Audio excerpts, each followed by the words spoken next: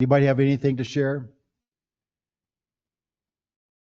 Well, let's start with the sermon then, and it's kind of a sad day for me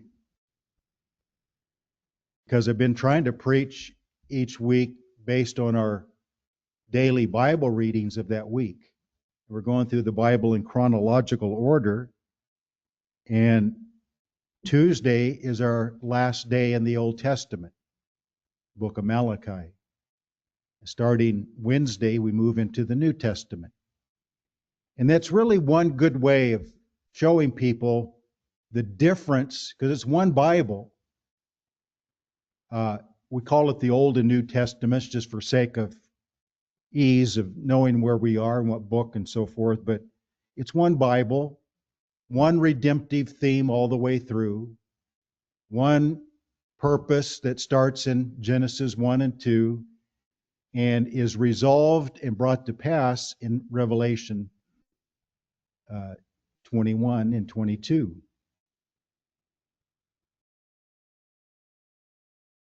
But it really helps to show in this printout that we have of our daily Bible readings that it takes until October to start the New Testament.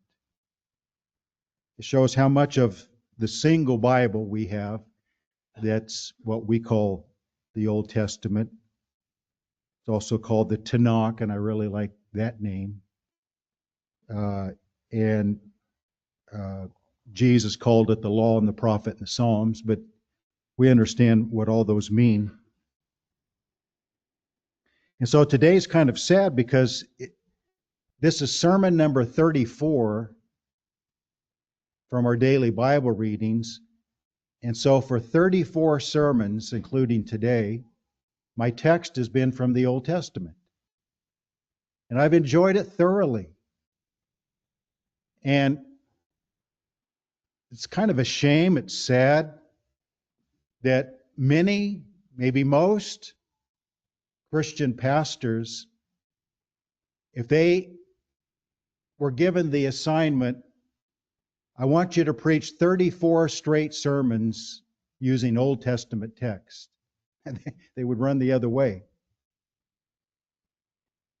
So many of them think of the Old Testament as just, like filler stories for their New Testament sermon. But we have discovered in these 34 sermons some of the richest, most detailed gospel stories and passages are from the Old Testament.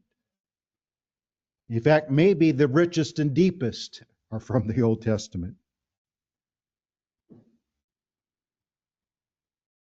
Someone said the other day that 10% of everything Jesus said in his earthly ministry were quotes from the Old Testament. And then if you add his commentary to his quote, it's probably a very large percentage of everything he said was from the Old Testament, the only Bible of their day. And so today, the last sermon from at least the text, I'll be certainly very much in the Old Testament the rest of the year. But as far as the text goes, I want to kind of summarize maybe our last month or so of readings, because our last month or so has covered a lot of little prophet books. I want to start by going backwards, actually, from 2 Chronicles chapter 34, because this is the last godly king of Judah, Josiah, and he died just 3 or 4 years before the first wave of captivity from the Babylonians. So he was king right up until just a few years before Babylon came. His father and grandfather were two of the most wicked kings of Judah. And I love those kind of things in these, especially in the stories of the kings, that godly kings produced ungodly sons who became kings, and ungodly kings produced godly sons who became kings. And it really feeds into much of what the Bible teaches. Is that yes, it is helpful if you have godly parents and are in a godly church, but it's still your personal responsibility. That it doesn't just pass on to you automatically. You have to own it yourself. And even if you grow up with ungodly parents and you're not even in a church, you still have that personal responsibility of your relationship with God, and you can overcome a bad childhood. Josiah is one of the greatest examples, one of the most godly kings Judah had. And what I hope to do in the sermon is an overview of godly people from Josiah to Malachi. And they really stand out, especially in a particular point that I'm going to bring out. 2 Chronicles 34, verse 1, Josiah was 8 years old when he became king, and he reigned 31 years in Jerusalem, so he died at 39, pretty young, huh? And he did what was right in the sight of the Lord and walked in the ways of his father David. He did not turn aside to the right hand or to the left. He was focused. For in the 8th year of his reign, so now he's 16 years old, while he was still young, he began to seek the God of his father David. And in the 12th year, the reason that's interesting is now he's 20, and you go to the book of Jeremiah, chapter 1 and verse 2, Jeremiah started his ministry in the 13th year of King Josiah. So 1 year after King Josiah, at 20 years old, so at 21 years old is when Jeremiah started his ministry, probably about the same age. When Jeremiah's book starts out and he says, "Oh, I'm just a child, I can't speak in your name," that's really kind of like language of normally you're like 30 before you become a priest, and 30 before maybe you enter the prophet's office, and those kind of, you're not recognized as fully capable to speak as a man of God until you're about 30. So Jeremiah, even though he said just a child, he probably was about the same age as Josiah when he started his ministry. So for the next number of years, you had this wonderful godly duo of Josiah and Jeremiah. And then you had a godly high priest named Hilkiah. So all three offices of leadership of the nation were godly men. And yet, within 3 years of Josiah's death, God allowed Nebuchadnezzar to come against Judah and Jerusalem. That's how quick a nation can go downhill. That's how quick things can change. But it was kind of a reprieve for a short time of God's judgment against them. But I just love that idea of the relationship between Josiah and Jeremiah and Hilkiah. And probably about the time when Josiah was 21, I'm going to make Jeremiah 21 years old. Hilkiah was probably older, being the high priest. But it's about that exact same time in my mind, I think I'm really close, when Daniel was born. And so for at least a dozen, 15 years, maybe 18 years, depending how old Daniel was when he went in that first wave, he was under the tutorship. He was a protege. They were his mentors of Daniel. There's a good reason why Daniel went into Babylonian captivity, already purposed in his heart that he would not defile himself. And a lot of it was due to the credit of Jeremiah, Josiah, and Hilkiah. In the 12th year, he began to purge Judah and Jerusalem of the high places, the wooden images, the carved images, and the molded images. For the sake of time, let's skip down to verse 29. Then the king sent and gathered all the elders of Judah and Jerusalem.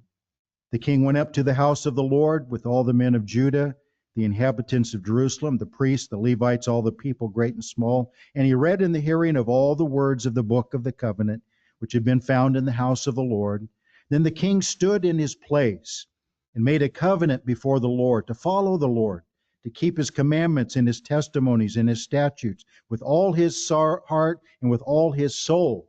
He's keeping the first and great commandment, to perform the words of the covenant that were written in this book. And he made all who were present in Jerusalem and Benjamin take a stand. So they're in really good spiritual shape just before doom came from Babylon. So the inhabitants of Jerusalem did according to the covenant of God and the God of their fathers. Thus Josiah removed all the abominations from all the country that belonged to the children of Israel, and made all who were present in Israel diligently serve the Lord their God. All his days they did not depart from following the Lord God of their fathers. From this point on, after Josiah died, Jeremiah continues his ministry. Young Daniel is taken into Babylonian captivity. From that time through Malachi, so about 200 years, the great men and women that we have been reading about over the last month or so have all been people of the captivity who were not in their homeland. They did not have the temple.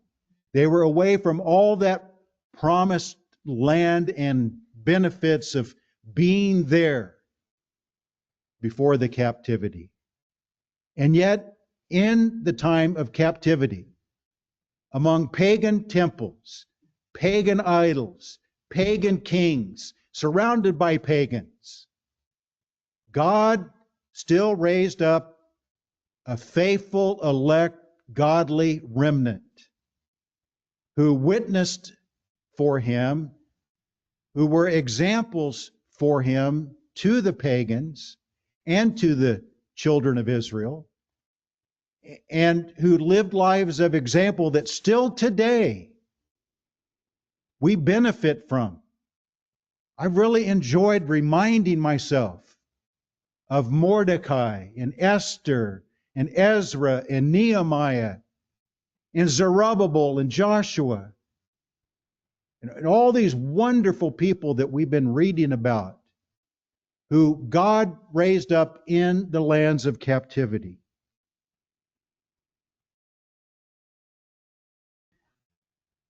When I say that they thrived, I'm talking about things like Daniel rising to the very top of two world empires.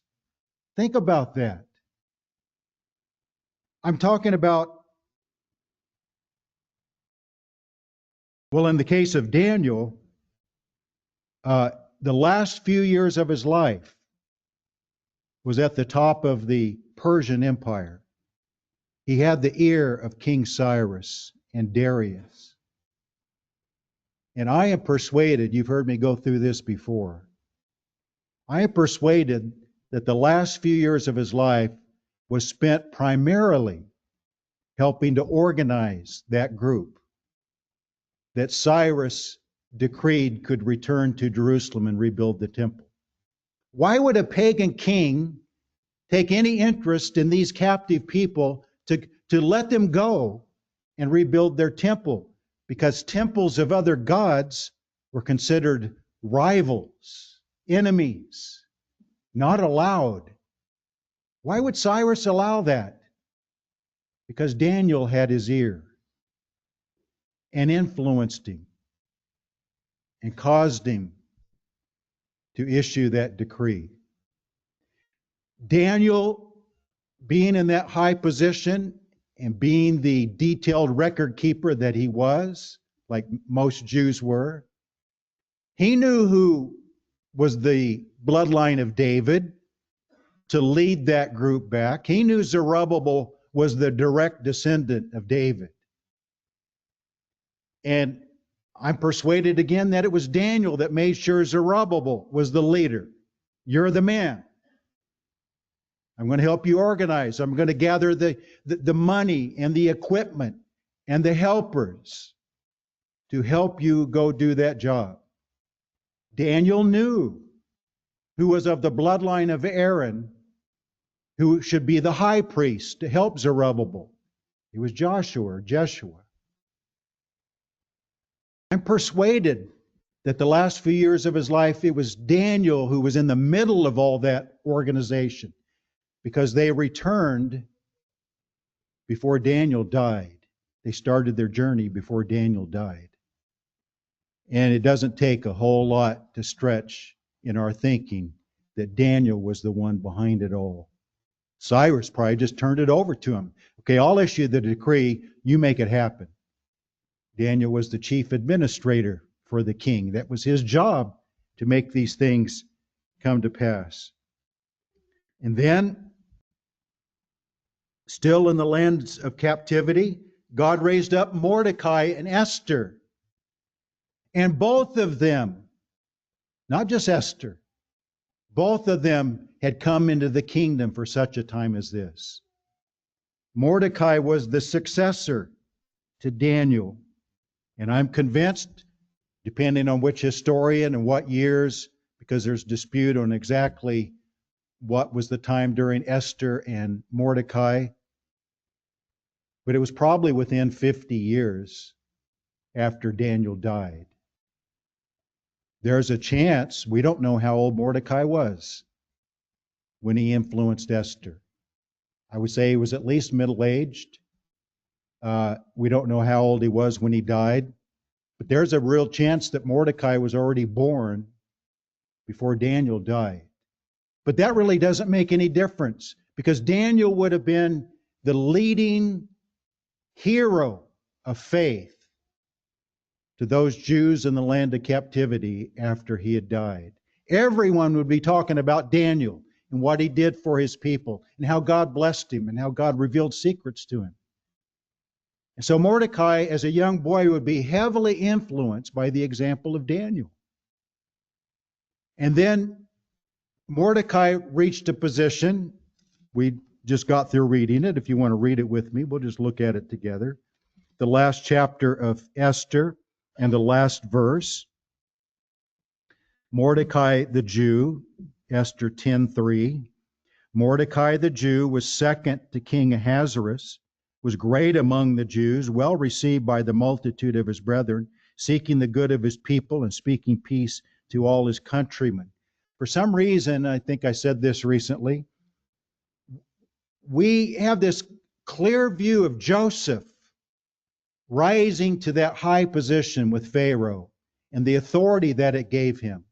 We have a clear picture of Daniel rising to that high position and the great influence that he had and authority that he had on behalf of the king. But for some reason, we don't do that as much to Mordecai. But he, as much as Joseph, as much as Daniel, was elevated to a very high position, had a lot of authority and influence in the king's decisions.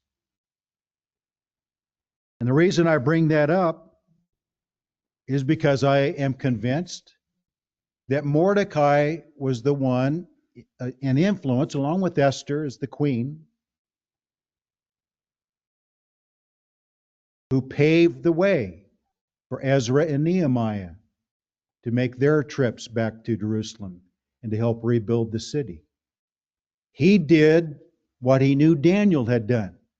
And Joseph, way back before that, who made sure through his influence that his family would be safe in their move down to Goshen, that they would be given the best of the land and the favor of Pharaoh. Don't you think what Joseph did and what Daniel did is what Mordecai did for his people of his day? And so he was looked up to by Ezra and Nehemiah. Zerubbabel and Joshua before them had looked up to Daniel and his help on their journey back to rebuild the temple. So in Nehemiah chapter 2, if you look at that one verse. I'm just kind of flipping through these books and these characters quickly, because what I'm trying to do is to show God had a line of faithful people to help his people Israel, but not just that, to be a witness among the pagans. So that people like Nebuchadnezzar praised the God of Israel and said he's the only God. Cyrus said the same thing. These are the most powerful men on earth. Now, what would happen if you're Babylonians or people from other countries, because a lot of countries were taken into captivity, so these mixed people from all over the nations.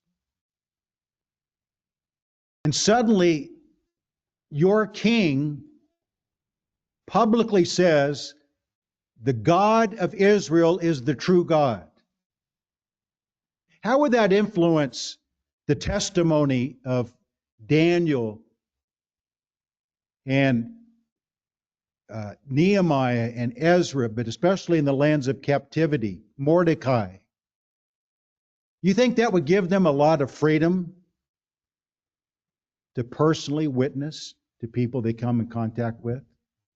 If the king gives you that freedom and makes that declaration, you're free to pretty much repeat just what he said. Wonder how many people were saved, truly saved, because of God working through these faithful people in high government positions with the rulers of those empires, basically giving them permission and freedom to speak freely about their God. Have you ever thought about that part? He did not just raise them up to help his people return or rebuild. All of that was great. That's only half of the purpose. The other half of the purpose was to give them freedom in the lands of captivity. The witness of the true God of Israel. That's amazing to me. One reason why it's amazing to me is that, as Gary said this morning, and I say all the time, God always gets his way. And God raised up his nation to be a light to the Gentiles. But they weren't doing a very good job of it. So he said, I'm just going to make sure I get that out of them another way. I'll take them into captivity. I'll raise up godly people. I'll cause the rulers of those empires to give them freedom. And my people will be witness to the pagan people in the lands of captivity, not in their own land. So Israel became a light to the Gentiles because of their captivity. Isn't it amazing how God gets his way? And how many people, we will never know until we stand before the Lord and he reveals it to us, how many people in those lands of captivity that all they knew in the past was paganism, idolatry, suddenly now are exposed to the true God, the creator of heaven and earth, and their need to repent and believe in him and follow him. I'm persuaded there were multitudes. So that a lot of these same, especially Jewish people, but also the Bible says in Acts chapter 2, on the day of Pentecost, proselytes. Well, who were these proselytes and why were they made proselytes? Through the efforts of people like Daniel and Mordecai and Esther. And then the Maccabees, the time between Malachi and Matthew that we don't have a record of in our Bibles, but there are good records of that time. This continuing witness in the lands of captivity. So that not just Jews from other nations, but proselytes from other nations came to Jerusalem on the day of Pentecost and heard the message that the Messiah has come. He died, he rose from the dead, and you need to give yourself to him. He's come. Now, whatever you've done in the past, you need to exchange that for the Messiah has come. All of this providential hand of God working behind the scenes in what appeared to be tragedy, captivity, exile, a burned down temple, broken walls, destroyed city. But it was through that God accomplished probably better than when they were living safe and sound in their own land. That's one reason why he sent them into captivity, is you were not doing what your called purpose was as a nation. So I'm going to make sure you accomplish it in another way. It's amazing how God works. So in Nehemiah chapter 2 and verse 1, I had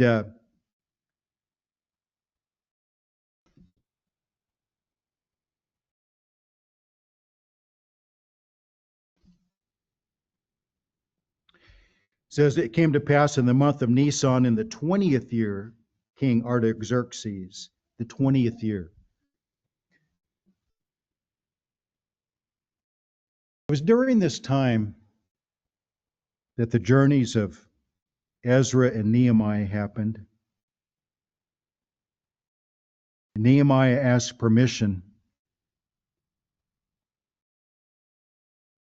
Before we look at this, I had skipped over, I won't even turn and read it.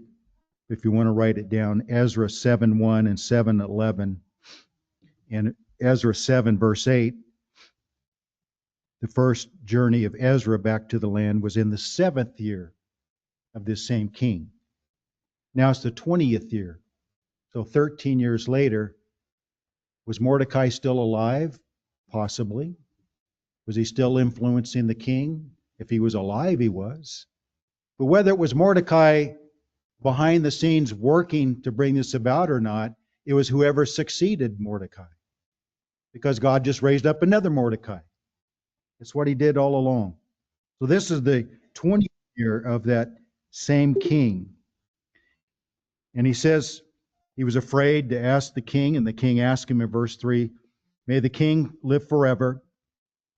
So he's trying to butter up the king, because if you're sad in front of the king and you have no reason to be sad, it's probably prison or death, because those kings thought they were gods, and they thought, in my presence, no one should be sad. And if someone is sad in my presence, then that makes me look bad, like I'm not a good king, and so I'm just going to get rid of the problem. And that's kind of how it worked. So he has to butter him up a little bit. May the king live forever. Why should my face not be sad when the city, the place of my father's tombs, lies waste, and its gates are burned with fire?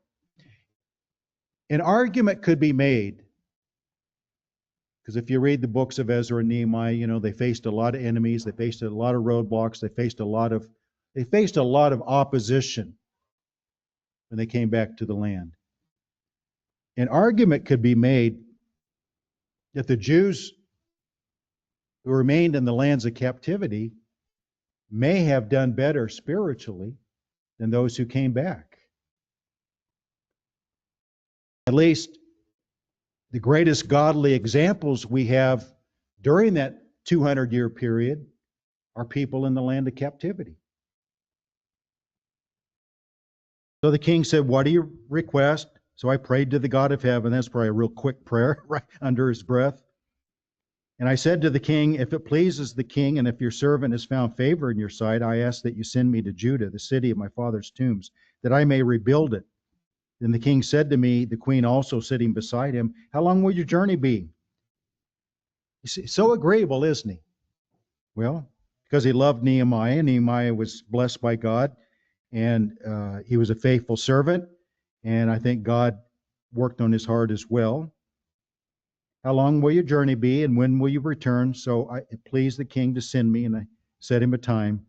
Furthermore, I said to the king, if it pleases the king, let letters be given to me for the governors of the region beyond the river, that they must permit me to pass through till I come to Judah, so safe travels. And a letter to Asaph, the keeper of the king's forest, so provisions to do the work, that he must give me timber, make beams for the gates of the citadel, which pertains to the temple, for the city wall, for that. So that's a lot of lumber, a lot of equipment, a lot of materials. And all the way through all these return stories, the king gives them money, sends letters for provisions, for safety, don't hurt them, give them whatever they want. I mean, these are very, very generous request approvals, you might call them, or very generous things that the king decreed each time for the benefit of these Jews returning. The providential hand of God working in all this. At the end of verse 8, he says, "The king granted them to me according to the good hand of my God upon me. Then I went to the governors in the region beyond the river, gave them the king's letters. Now the king has sent captains of the army and horsemen with me." How are you going to, robbers, stay away. Thieves, stay away. Anyone wants to do them harm, stay away. But, so he's treated better in captivity, in the land of captivity. When he gets back to Israel, when Sanballat the Horonite and Tobiah the Ammonite official heard of it, they were deeply disturbed that a man had come to seek the well-being of the children of Israel. They faced more opposition in their homeland than they did in the lands of captivity. It just seems backwards.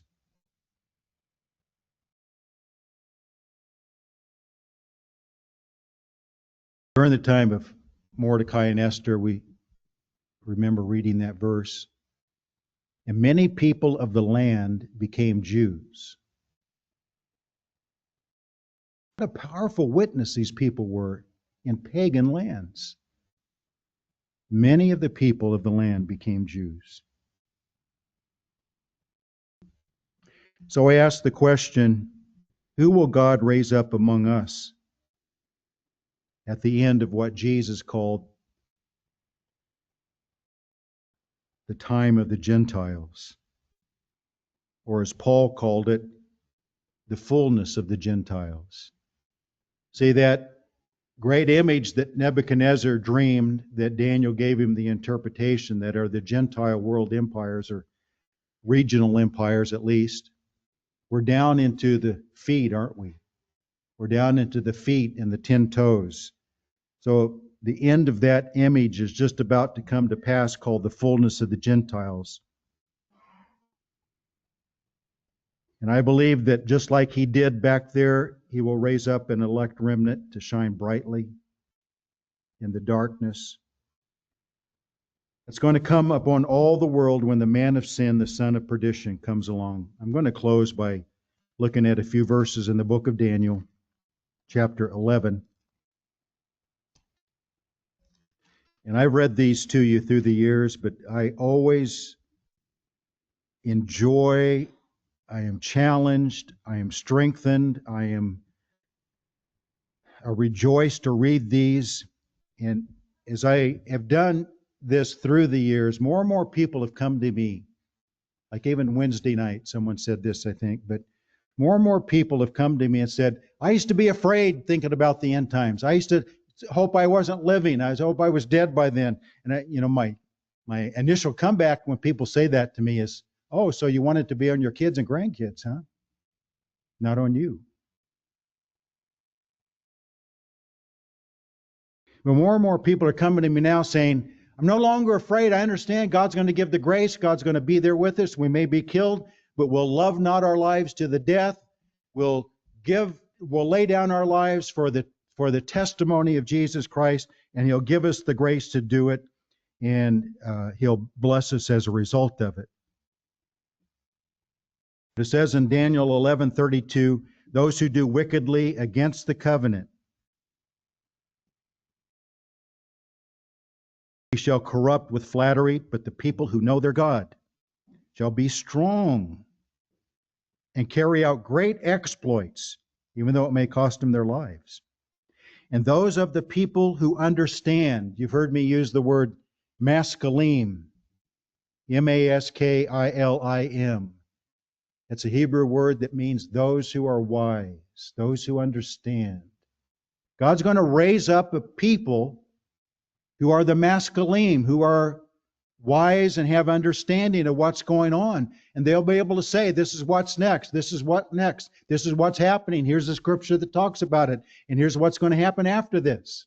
They'll have that kind of clarity and understanding and boldness to say those kind of things. There'll be a lot of opposition to it, but they'll still be able to say it. They shall be strong and carry out great exploits, and those of the people who understand shall instruct many. Yet for many days they shall fall. We love to talk about the apostasy, that many will fall away from the truth, but there's another fall that's going to happen among the saints, falling in martyrdom because of their strong faith. That's the falling away you want to be part of, not the other falling away. But there's going to be both side by side happening together. Shall instruct many, yet for many days they shall fall by sword and flame, by captivity and plundering.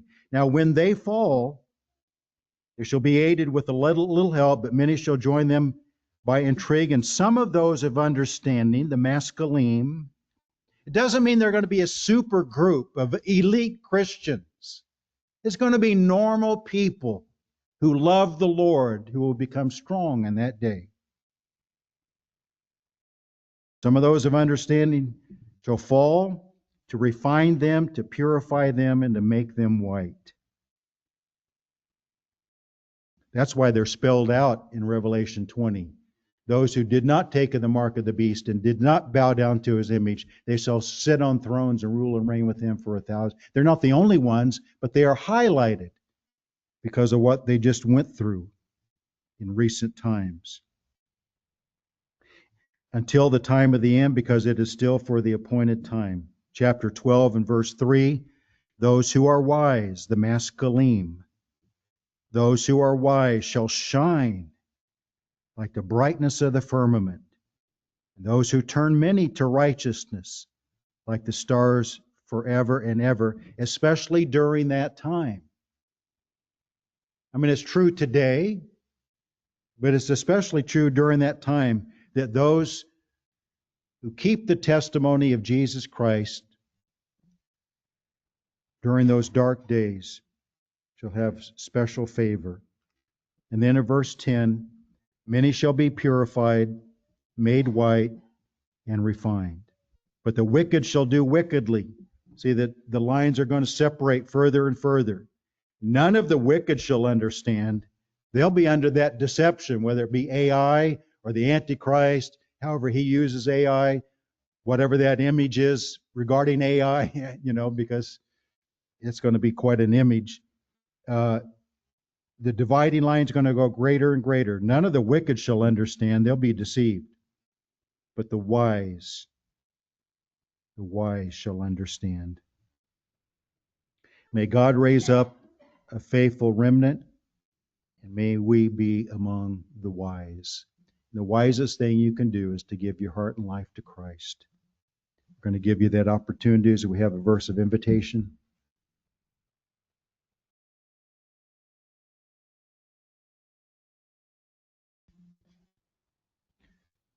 We are in the midst of what is called the High Holy Days, leading up to Yom Kippur soon, the Day of Atonement, then Sukkot, Tabernacle soon after that. We've just passed Yom Teruah, the Day of Noise, sometimes called the Feast of Trumpets. Many people say the Lord's going to return this time of year. He very well may. It's not this year, evidently, but